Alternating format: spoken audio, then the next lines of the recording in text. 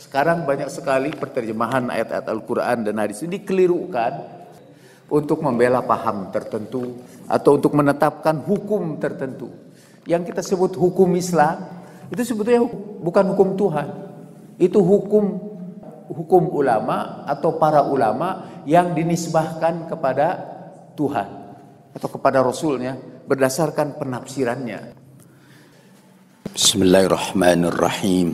Assalamualaikum ya habib ilahil alamin. Assalamualaikum ya amiral mu'minin. Assalamualaikum ya qurrata aini rasul rabbil alamin. Assalamualaikum ya sayyidai syabab ahli al-jannati ajma'in. Assalamu ala sadatil ma'sumin. Assalamu ala jami' anbiya'illahi wa rusulihi wa malaikatih. Assalamu alayna wa ala ibadillahi salihin. Assalamualaikum jami'an wa rahmatullahi wa barakatuh. Alhamdulillahi rabbil alamin. Allahumma salli ala Muhammad wa ali Muhammad.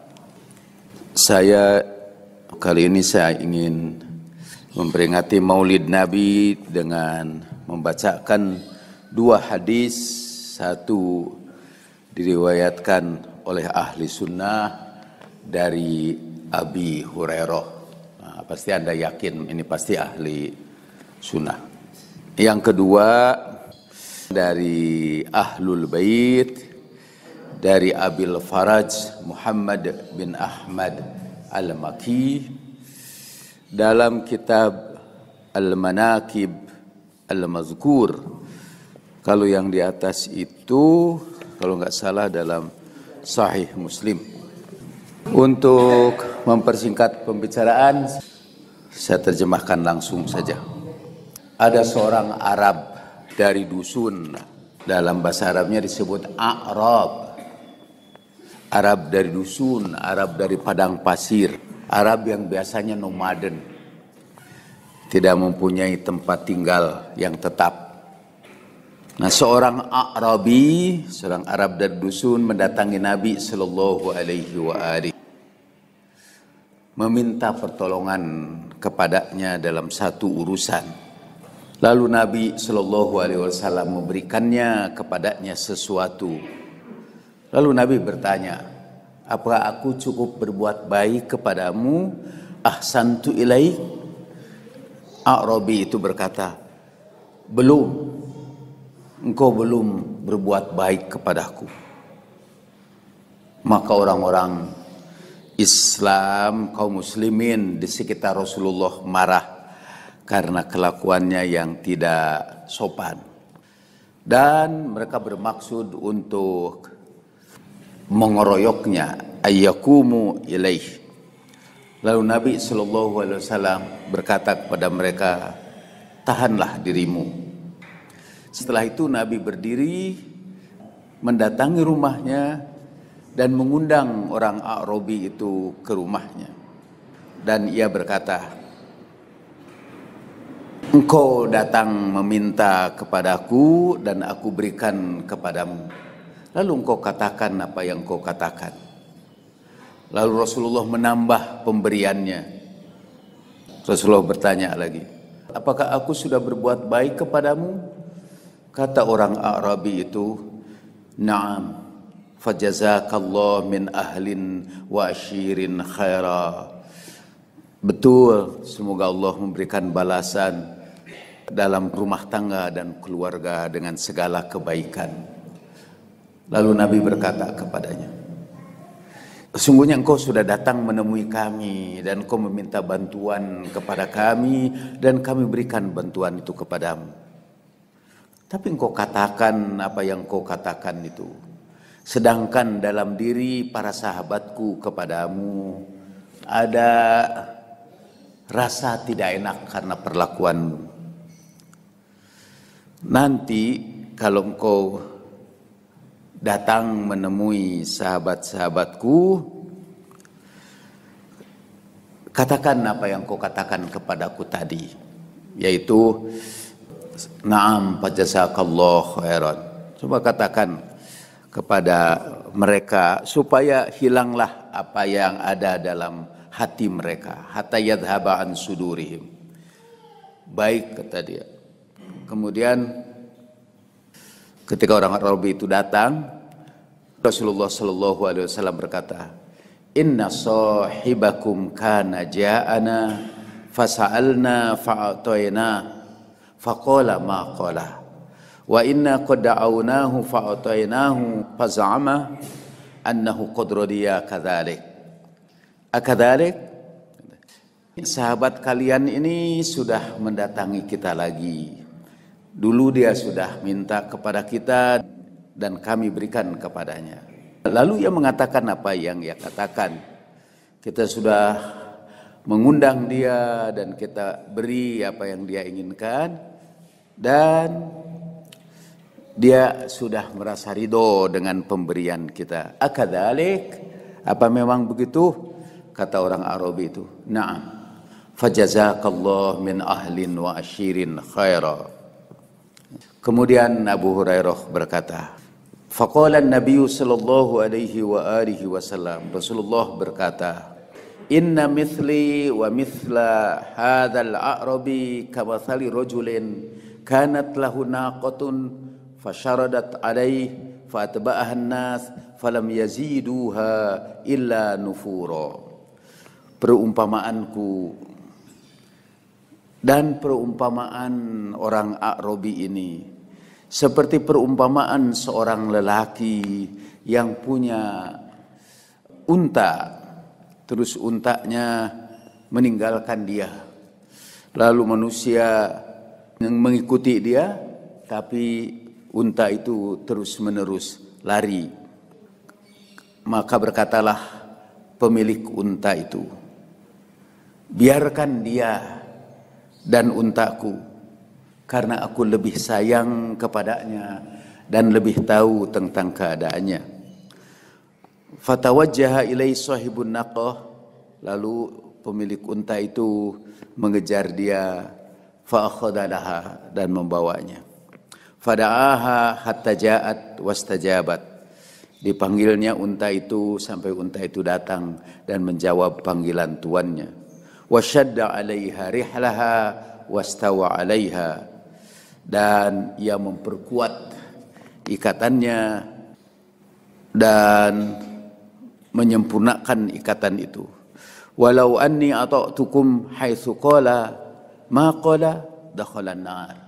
Sekiranya aku mentaati kalian seperti apa yang ia katakan, pastilah ia masuk neraka. Para ahli hadis memasukkan hadis ini dalam kelompok akhlak Nabi. Ada dua akhlak Nabi di situ. Yang satu hilm. Hilm adalah kemampuan memaafkan karena memaklumi. Saya selalu memberikan contoh yang sangat jelas. Dulu ada kawan saya, sekarang karena politik dia tidak mau lagi jadi kawan saya. Dia dari Dewan Masjid. Dulu sering datang juga ke Rujab. Sekarang nggak datang lagi. Setelah 212. Orang baik dia.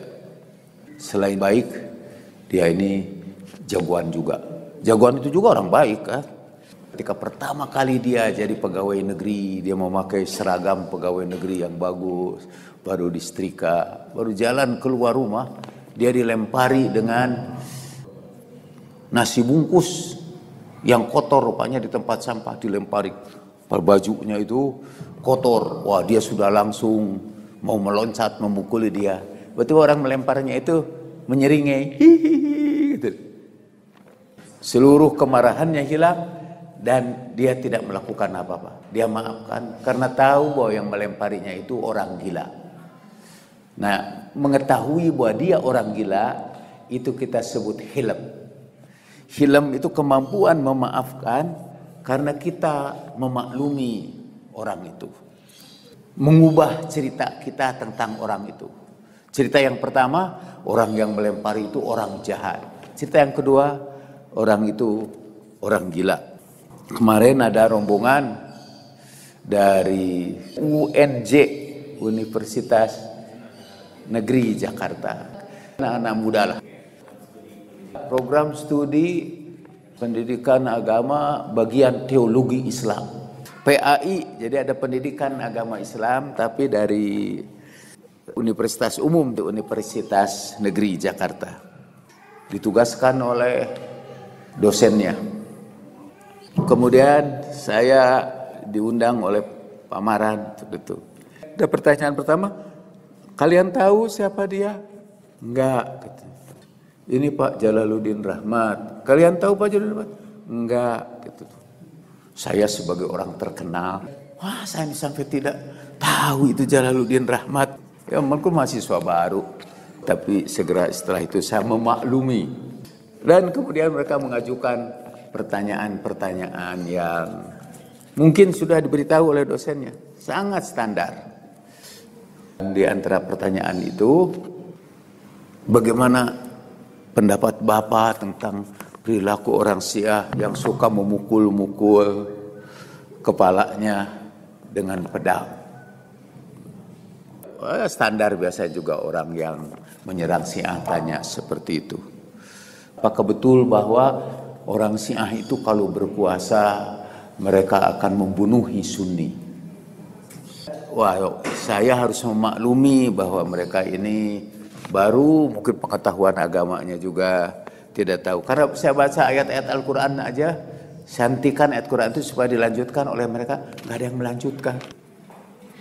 Jadi kita maklumi, memaafkan, karena memaklumi itu kita sebut hilm. Orangnya disebut halim. Kalau saya tidak salah dalam hadis ini, kemudian Nabi berkata, hampir-hampir seorang yang halim itu akan menjadi nabi. Jadi orang yang memiliki sifat halim itu akan dekat sekali dengan kenabian. Jadi itu akhlak Nabi yang paling utama adalah halim. Nah, Nabi memberikan contoh di sini halimnya Nabi. Orang A'rabi itu udah dikasih beberapa kali, dikasihnya lagi, diundang ke rumahnya, diberi lagi. Dia mengatakan, La ahsanta wa la ajmalta. Engkau tidak berbuat baik. Masih belum cukup engkau berbuat baik kepadaku. Banyak kisah A'rabi dalam hadis-hadis Nabi itu. Saya beberapa ini terilhami untuk menulis beberapa buku. Mudah-mudahan Ustaz Miftah atau siapa di antara kalian bisa meneruskan penulisan buku itu. Satu, saya ingin menulis buku tentang ketika Jibril datang. Itu hadis-hadis yang berkenaan dengan saat-saat ketika Jibril datang menemui Nabi Sallallahu Alaihi Wasallam. Menarik misalnya ketika Jibril datang, ada satu rombongan dari Yaman. Kata Sayyidah Hasan Nasrullah, orang Yaman itu masuk Islam langsung dari Nabi. Mereka memperoleh Islam itu langsung dari Nabi. Banyak sahabat-sahabat Nabi dari Yaman. Kalau kita menerima Islam itu dari sahabat-sahabat Nabi. Orang Yaman langsung dari Nabi. Ada satu rombongan orang Yaman masih musyrik datang menemui Nabi. Setiap kali Nabi berbicara, dia menginterupsinya. Dia katanya min ajra'in nas, manusia yang paling nekat kalau berbicara dengan Nabi. Selain sombong, kata-katanya kasar.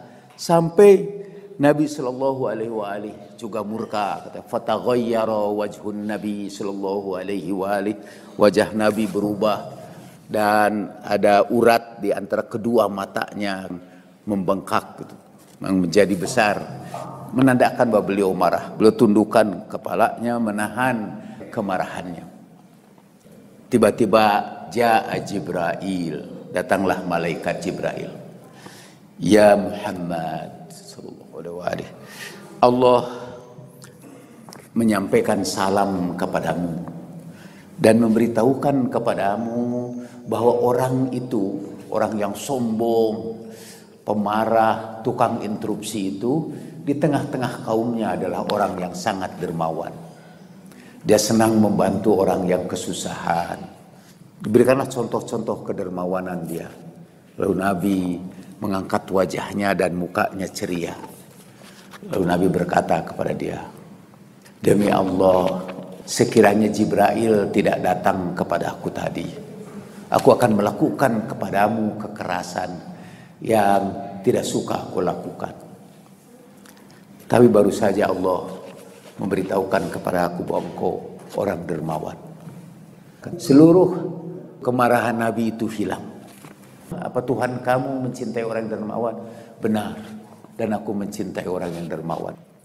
Lalu kata dia, Ashadu an la ilaha illallah wa ashadu annaka rasulullah. Aku bersaksi bahwa tidak ada Tuhan kecuali Allah dan engkau adalah utusan Allah. Demi Allah, engkau saksikan bahwa sejak hari ini kalau ada orang meminta tolong kepada aku tidak akan tolak siapapun.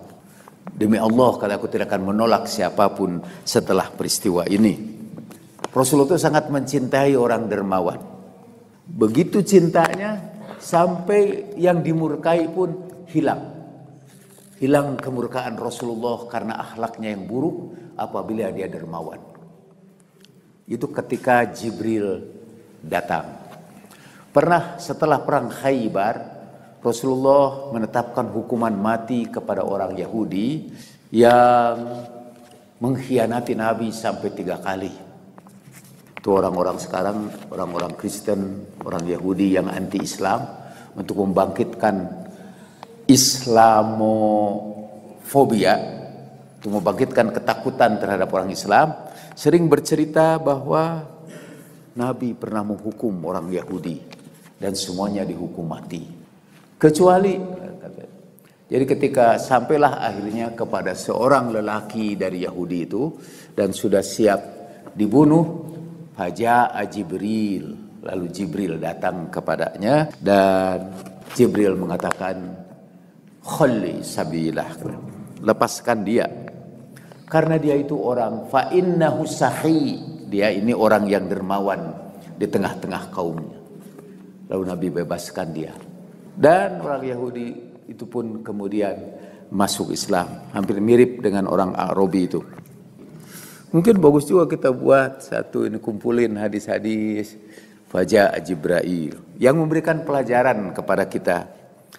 Demi membela orang yang dermawan itu, demi membela orang yang pemurah itu, dari langit Tuhan mengirimkan Jibril khusus untuk membebaskan dia. Di sini juga kita ceritakan selain hilmnya Nabi atas perlakuan orang Arabi itu, di sini juga ditunjukkan kedermawanan Nabi Sallallahu Alaihi Wasallam yang digabungkan dengan hilmnya. Satu saat itu malah Nabi sedang berjalan, datang Arabi dan kemudian dia menarik jubah Nabi, kata sampai ada bekas di lehernya, ditarik dan berkata, berikan ini malallahi indak, berikan kepada aku harta yang telah Allah anugerahkan kepadamu. Beliau buka jubahnya, beliau berikan kepada orang itu kedermawanan yang digabung dengan hilm sekaligus. Saya berusaha ini mau meniru hilm ini, tapi sulit banget. Makluminya harus maklumi gimana itu. Banyak orang-orang yang kita bantu malah berbalik membenci kita hanya karena berhenti aja. Nabi menggambarkan hilm Nabi itu seperti orang yang punya unta. Untanya itu lari, meninggalkan dia, untanya lari, dikejar orang, tambah cepat larinya itu. Sampai akhirnya kata yang pemilik unta itu, udah biarkan unta itu bersamaku, karena aku lebih tahu. Tadi makanya hilm itu artinya memaklumi karena dia tahu. Aku lebih tahu tentang pengikutku itu, aku tahu akhlak dia, aku tahu kelakuan dia, dan aku lebih sayang kepadanya daripada siapapun. Nah, Nabi sebenarnya menjelaskan hilm. Hilm itu ialah ketika kita memaklumi, kita mengetahui, plus rasa kasih sayang terhadapnya. Seperti seorang ibu ketika anaknya menjerit-jerit, kecuali ibu yang tidak normal. Kalau ibu yang normal, dia akan memaklumi ada saat-saat anak itu emang ngadat. Itu bersama pemakluman itu ada kasih sayang dia terhadapnya. Kasih sayang itu tidak cepat menghukum, tidak cepat memperlakukan anak itu dengan jelek, karena ada rasa sayang kepadanya. Malah kalau kata ini para dokter lah, kalau Anda punya anak dan tidak bisa menangis, itu hati-hati, mungkin ada gangguan psikologis. Atau tidak mengeluarkan air mata, itu ada gangguan fisiologis, harus dibawa ke dokter. Air mata dan tangisan itu diperlukan oleh seorang anak. Kata Jalaluddin Rumi, menangislah kamu, karena taman-taman itu mengeluarkan bunganya ketika hujan sudah menurunkan tangisannya. Anak kecil saja tahu bahwa pengasuh penyayangnya akan datang kepadanya kalau dia menangis. Menangislah kamu, kata Jalaluddin Rumi, supaya sang penyayang, maha penyayang datang mengalirkan kasih sayangnya kepadamu. Itu kata Rumi. Oke, ini hadis yang pertama. Sekarang hadis yang kedua dari Ahlul Bait ini. Saya tidak bacakan bahasa Arabnya karena panjang, ini ada berapa halaman dan hurufnya kecil-kecil. Seorang A'rabi dari Bani Sulaim pergi ke padang pasir. Lalu ia melihat ada dob. Dob itu semacam biawak. Biawak padang pasir, yang di kalangan ahli fikih diperdebatkan apakah haram dan halal. Sebagian besar ahli fikih mengatakan halal karena Nabi membiarkan sahabatnya makan dob. Itu yang disebut sunnah takririyah. Kan ada sunnah fi'liyah, sunnah qauliyah, sunnah takririyah. Itu tentang dob, itu jadi contoh sunnah takririyah. Tiba-tiba dia menemukan ada serigala yang lari di hadapan dia. Kemudian dia berusaha untuk menangkapnya, dan setelah ketangkap, dob itu disimpan di dalam sakunya. Mungkin biawak itu tidak seberapa besar sih, biawak kecil, karena bisa disimpan di saku. Atau sakunya gede sekali sehingga bisa disimpan biawak. Kemudian dia simpan di sakunya, dan dia datang mendekati Nabi Shallallahu Alaihi Wasallam. Setelah ia berhenti di depan Nabi, ia berteriak, "Ya Muhammad, ya Muhammad."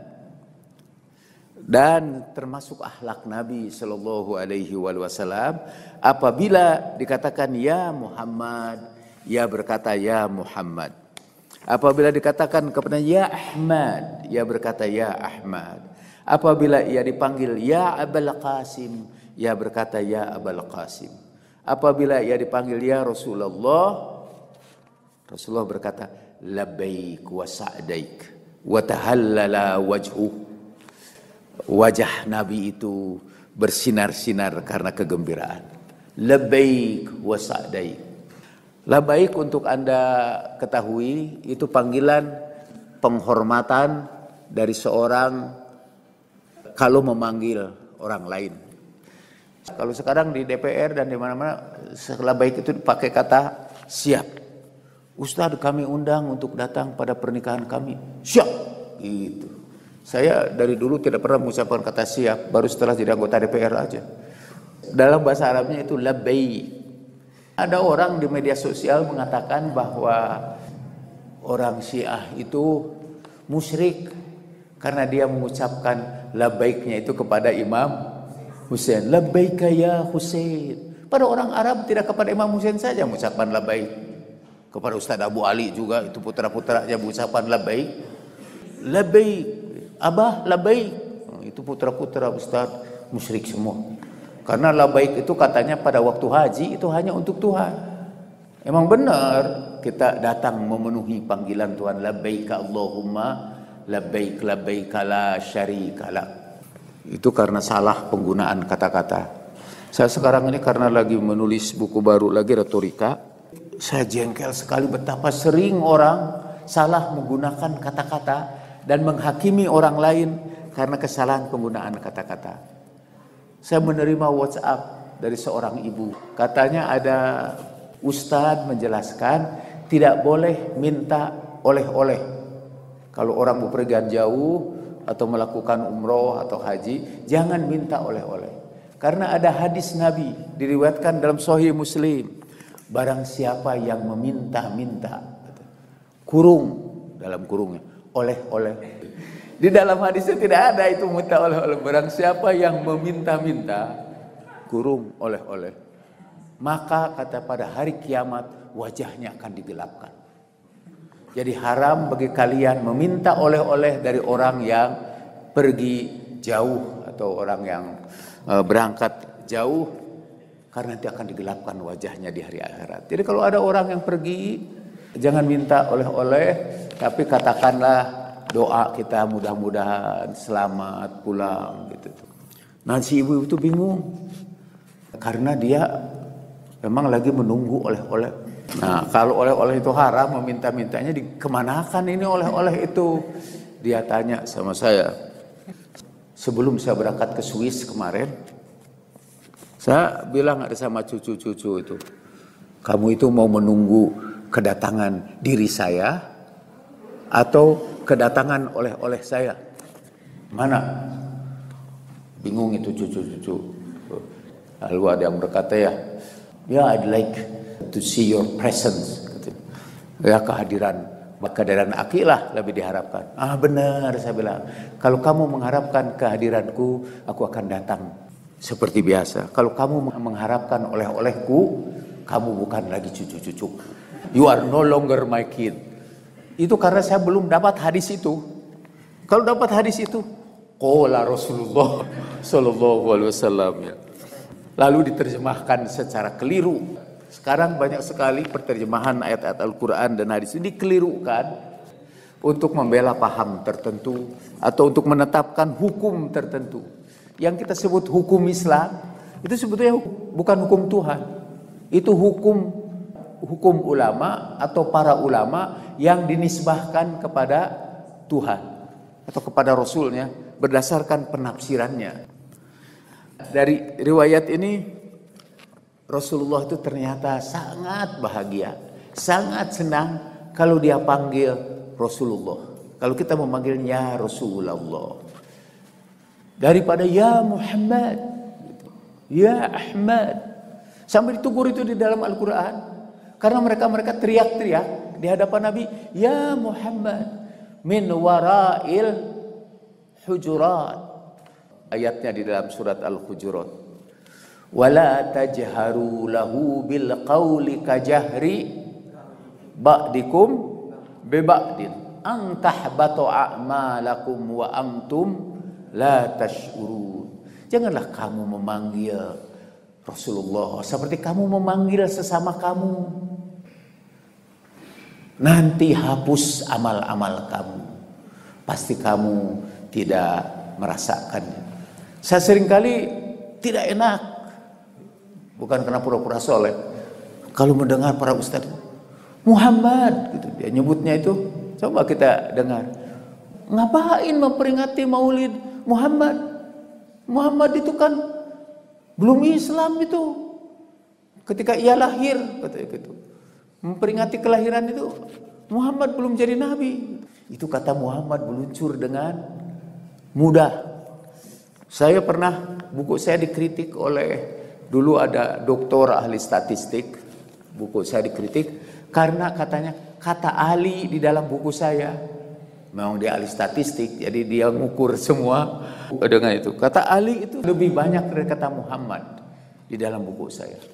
Saya bilang memang betul, karena saya menghindari kata Muhammad dan saya lebih baik menggantinya dengan Rasulullah Sallallahu Alaihi Wasallam, kecuali dalam hal-hal tertentu saja, seperti dalam sholawat, Allahumma sholli ala Muhammad wa ala ali Muhammad, atau asyhadu an la ilaha illallah wa asyhadu anna Muhammadar Rasulullah. Saya terkesan ini dengan Ustadz Miftah yang belakangan ingin memperbaiki kebiasaan kita baca sholawat. Sholawat, Allahumma salli ala Muhammad wa ali Muhammad.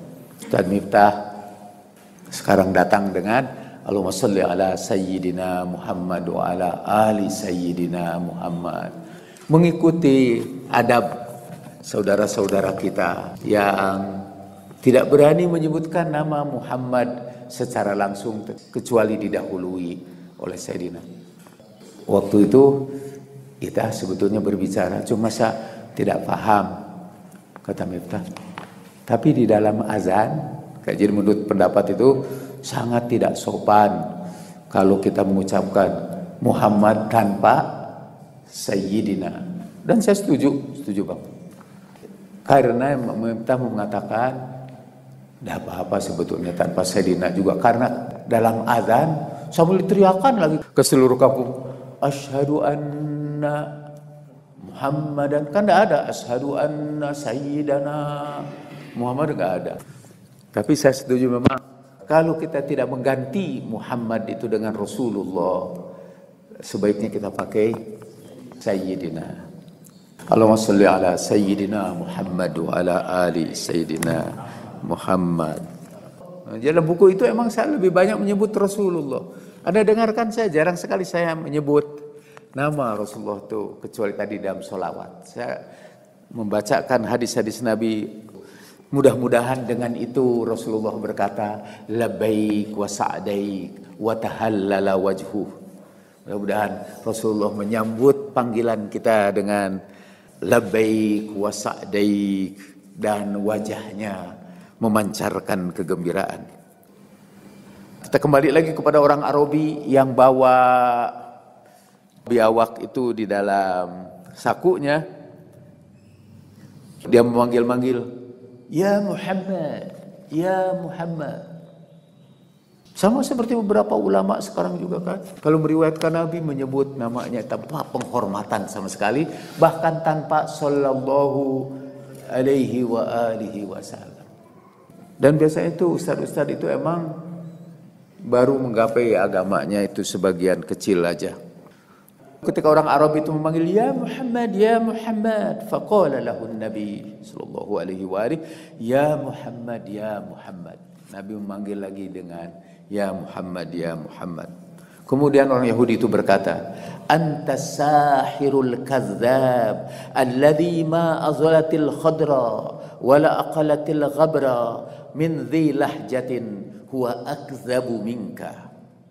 Engkau tukang sihir, engkau pembohong, dan tidak ada orang di bawah naungan langit dan di atas permukaan bumi lidah yang lebih pembohong daripada kamu. Rasulullah orang disebut Al-Amin, jujur disebut dia pembohong. Di bawah langit ini, di atas permukaan bumi, tidak ada pembohong yang lebih bohong kecuali kamu. Salah satu gelaran untuk orang-orang Syiah di media sosial, pembohong. Nah saya maklum kalau panggil itu, Rasulullah juga dipanggil pembohong.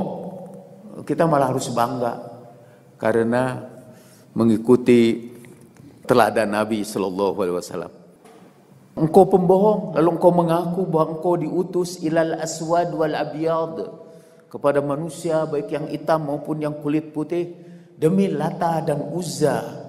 Sekiranya aku tidak takut kaumku menggelari aku orang-orang yang terburu-buru, al-ajul, aku akan pukul kamu dengan pedangku ini, dengan pukulan yang membuat kamu terbunuh.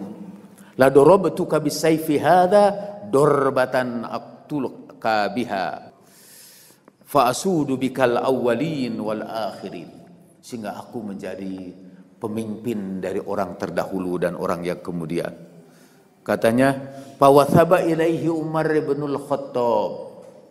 Lalu Umar ibn al-Khattab meloncat untuk memegang orang itu. Lalu Nabi sallallahu alaihi wa alihi berkata, ijlis ya Aba Hafs, faqad kadal halimu ayyakuna nabiyan.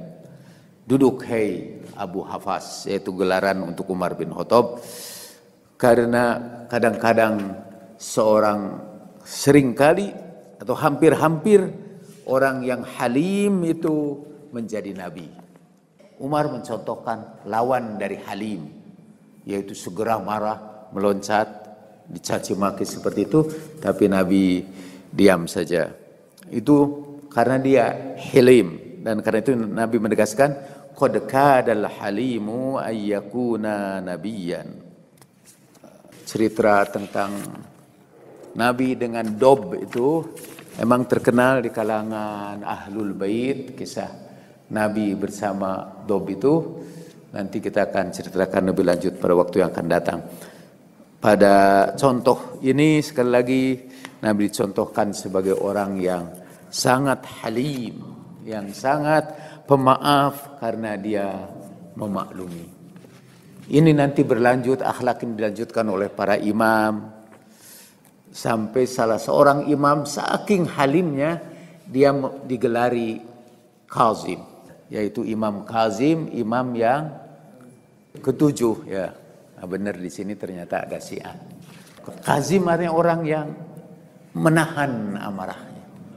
Dan Imam Jawad dan Imam Kazim itu di satu tempat di Baghdad kalau Anda ziarah. Sehingga makam itu disebut makam Kazimain, dua orang penahan amarah. Menahan amarah, pemaaf, itu adalah akhlak para imam ahlul bait. Untuk menutup, saya ingin menutup dengan percakapan dengan mahasiswa-mahasiswa tingkat 1 kan ternyata. Tingkat 1 lalu ngobrolnya dengan saya kan. Saya maklumi betul.